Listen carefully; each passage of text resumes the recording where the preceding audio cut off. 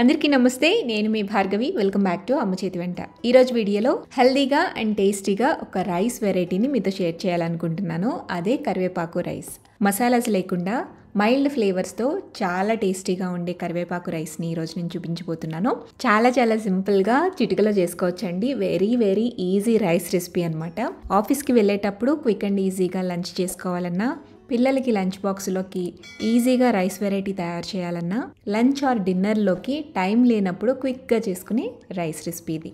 And travelling అప్పుడు కూడా హడావిడి లేకుండా త్వరగా చేసుకోగలిగే రైస్ అండి. అంతేకాదు, ఇది మనం హెల్దీ వేలో చేస్తున్నాం కాబట్టి దీన్ని మనం ఫుల్ న్యూట్రిషనల్ మీల్ అనే చెప్పొచ్చు. మరి కాస్త ఆలస్యం చేయకుండా టేస్టీగా హెల్దీగా ఉండే ఈ కరివేపాకు రైస్ని ఎలా చేసుకోవాలో చూసేద్దాం. ఫస్ట్ అయితే దీనికోసం అన్నాన్ని వండుకొని పెట్టుకోవాలి. దానికి నేను కుక్కర్లో 1.5 గ్లాస్ దాకా బియ్యం వేస్తున్నానండి. నార్మల్ రైసే వేస్తున్నాను. బియ్యాన్ని కుక్కర్లో వేసుకుని నీళ్లు పోసి బాగా 2-3 సార్లు కడగండి. ఇందులోకి ఇప్పుడు 1.5 గ్లాస్కి 3 గ్లాసుల నీళ్ళు అయితే జనరల్గా మనం వేసుకుంటాము డబల్ క్వాంటిటీలో. రైస్ వెరైటీ కాబట్టి కాస్త తగ్గించి నీళ్లు వేసుకుంటే మీకు అన్నం అనేది పొడిలాడుతూ వస్తుంది. ఎసరు వేసుకున్న తర్వాత ఇందులోకి రుచికి సరిపడా కాస్త ఉప్పు వేసుకోండి. అలాగే 1 టేబుల్ స్పూన్ దాకా ఆయిల్ కూడా వేయండి. ఇప్పుడు ప్రెషర్ కుక్కర్ మూత పెట్టేసి 2 విజిల్స్ మీడియం ఫ్లేమ్లో రానివ్వండి. అన్నం మంచిగా ఫ్లఫీగా రావాలి అంటే ఒక పావు గంట పాటు బియ్యాన్ని నానబెట్టుకుని ప్రెషర్ కుక్ చేసుకోండి. ఇప్పుడు ఈ కరివేపాకు రైస్కి కావలసిన పొడిని తయారు చేసుకుందాం. దానికోసం స్టవ్ మీద కడాయిని పెట్టుకుని కడాయిలో 1 టేబుల్ స్పూన్ దాకా నూనె వేసుకోండి. నూనె హీట్ అయ్యాక 1 టేబుల్ స్పూన్ దాకా కందిపప్పు వేయండి.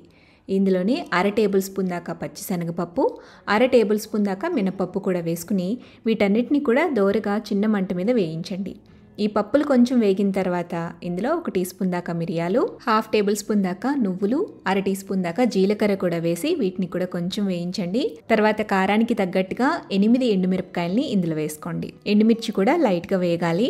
ఆ తర్వాత 1.5 కప్పు దాకా శుభ్రం చేసుకుని కడిగి ఆరబెట్టుకున్న కరివేపాకుని వేసుకోండి. ఈ కరివేపాకుని కూడా నూనెలో కొద్దిసేపు వేయిస్తే క్రిస్పీగా తయారవుతాయి. అంతవరకు కూడా చిన్న మంట మీద నిదానంగా వేయించుకోండి. ఇలా కరివేపాకు క్రిస్పీగా వేయించాక ఇందులోకి కొద్దిగా చింతపండు వేసుకోండి. అలాగే 1 టేబుల్ స్పూన్ దాకా ఎండు కొబ్బరి పొడి కూడా వేసుకోండి. నెక్స్ట్ ఒక పావు టీ స్పూన్ దాకా ఇంగువ, 1/2 టీ స్పూన్ దాకా పసుపు కూడా వేసేసి ఒక్కసారి కలిపేసేయండి. ఆ వేడికి అవి చక్కగా మగ్గిపోతాయి. తర్వాత స్టవ్ ఆపేసేసి వీటన్నిటిని కూడా పూర్తిగా చల్లారనివ్వాలి.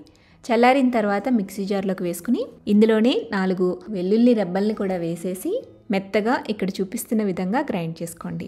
ఇలా గ్రైండ్ చేసుకున్న పొడిని పక్కన పెట్టేసేయండి. ఇప్పుడు రైస్ని కుక్ చేసుకున్నాం కదా, సో ఈ రైస్ని మనం పొడిగా చేసుకోవాలి. ఇలా అన్నాన్ని పొడిగా చేసుకున్న తర్వాత రైస్ అనేది గోరువెచ్చగా ఉన్నప్పుడే మనం గ్రైండ్ చేసి పెట్టుకున్న కరివేపాకు పొడి మొత్తాన్ని కూడా వేసేసుకోవాలి. అలాగే సాల్ట్ని కూడా అడ్జస్ట్ చేసుకోండి. ఇందులోని ఒక బద్ద నిమ్మరసాన్ని కూడా పిండేసేసి మొత్తం కలిసే విధంగా బాగా కలుపుకోండి. ఇప్పుడు ఈ రైస్కి మనం తాలింపు పెట్టుకోవాలి. తాలింపు పెట్టుకోవడం కోసం స్టవ్ మీద కడాయిని ఉంచి అందులోకి 2 టేబుల్ స్పూన్ల దాకా ఆయిల్ వేసుకోండి. అలాగే 1 టేబుల్ స్పూన్ దాకా నెయ్యి కూడా వేయండి. ఇక్కడ ఆయిల్ క్వాంటిటీ అనేది మీరు తగ్గించి కూడా చేసుకోవచ్చు. ఆయిల్ హీట్ అయ్యాక ఇందులో తాలింపు గింజలు వేసుకోండి. 1 టేబుల్ స్పూన్ దాకా పచ్చిశనగపప్పు, 1/2 టేబుల్ స్పూన్ దాకా మినపప్పు, 1 టీ స్పూన్ ఆవాలు, 1/2 టీ స్పూన్ దాకా జీలకర్ర ఇవి వేసి దోరగా వేయించండి. పప్పులు వేగిన తర్వాత ఒక పావు కప్పు దాకా వేరుశెనగ గుళ్ళని కూడా వేయండి. అలాగే 4 ఎండుమిర్చిని కూడా వేసేసి దోరగా వేయించేసేయండి.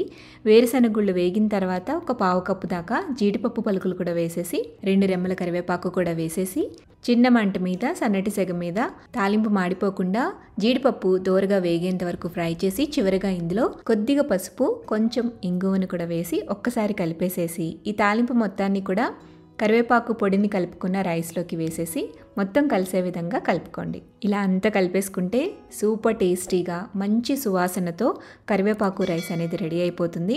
చాలా సింపుల్గా చేసుకోవచ్చు కదా. టేస్ట్ కూడా చాలా బాగుంటుంది. పిల్లలు, పెద్దలు అందరూ కూడా లైక్ చేస్తారనమాట. చాలా ఇష్టంగా తింటారు. మీరు కూడా మీ ఇంట్లో తప్పకుండా ఇలా నేను చెప్పినట్టుగా కరివేపాకు రైస్ని ఒకసారి ట్రై చేసి టేస్ట్ చేశాక మీ ఫీడ్బ్యాక్ని నాతో షేర్ చేయడం మర్చిపోవద్దు. వీడియో నచ్చితే లైక్ చేయండి. మీ ఫ్రెండ్స్కి, రిలేటివ్స్కి షేర్ చేయండి. మరిన్ని టేస్టీ సింపుల్ క్విక్ రెసిపీస్ కోసం అమ్మ చేతి వంట ఛానల్ని సబ్స్క్రైబ్ చేయండి.